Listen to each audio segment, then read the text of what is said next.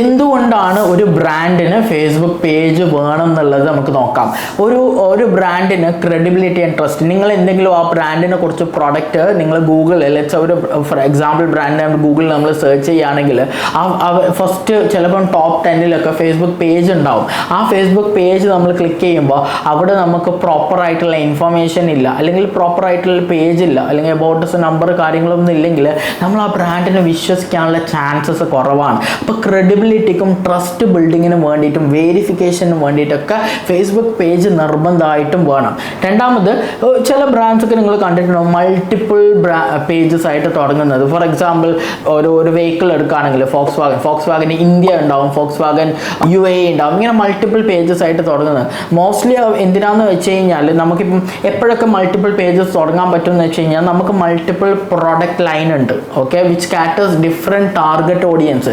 Different ആയിട്ടുള്ള target ഓഡിയൻസിനെ കാറ്റർ ചെയ്യണമെങ്കിൽ നമ്മൾ മൾട്ടിപ്പിൾ പേജസ് നമുക്ക് സ്റ്റാർട്ട് ചെയ്യാം. എന്ന് വെച്ചിട്ട് നമുക്കൊരു റബ്ബറും പെന്നും ആണ് നമ്മളെ പ്രൊഡക്റ്റ് ആണെങ്കിൽ റബ്ബറിന് വേറെ പേജ്, പെന്നിന് വേറെ പേജ് ചെയ്യണമെന്നില്ല.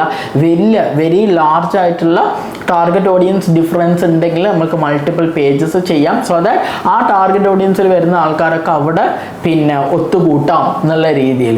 അല്ലെങ്കിൽ നമുക്ക് മൾട്ടിപ്പിൾ സർവീസ് ഉണ്ടെങ്കിൽ, ഫോർ എക്സാമ്പിൾ ആമസോൺ എന്ന് പറയുന്ന കമ്പനി വലിയ കമ്പനിയാണ്. അപ്പോൾ ആമസോണിൻ്റെ കസ്റ്റമർ ക്വയറീസ് ഒക്കെ ഒരു സ്ഥലത്ത് മാനേജ് ചെയ്യാൻ വേണ്ടിയിട്ട് ആമസോൺ ഹെൽപ്പ് എന്ന് പറഞ്ഞിട്ട് ഒരു പേജ് ഉണ്ട്. അപ്പോൾ അവിടെ മൾട്ടിപ്പിൾ നമുക്ക് എന്ത് ചെയ്യാം, സർവീസ് കസ്റ്റമർ ക്വയറീസ് ഹാൻഡിൽ ചെയ്യാൻ വേണ്ടിയിട്ട്, അല്ലെങ്കിൽ നമ്മളെ PR കാര്യങ്ങൾ ചെയ്യാൻ വേണ്ടിയിട്ട്, അങ്ങനെ മേജർ ആയിട്ടുള്ള സർവീസ് ഡിവിഷൻസ് ഉണ്ടെങ്കിൽ അതിനും നമുക്ക് എന്ത് ചെയ്യാം, മൾട്ടിപ്പിൾ ഫേസ്ബുക്ക് പേജസ് ആയിട്ട് ഉപയോഗിക്കാം.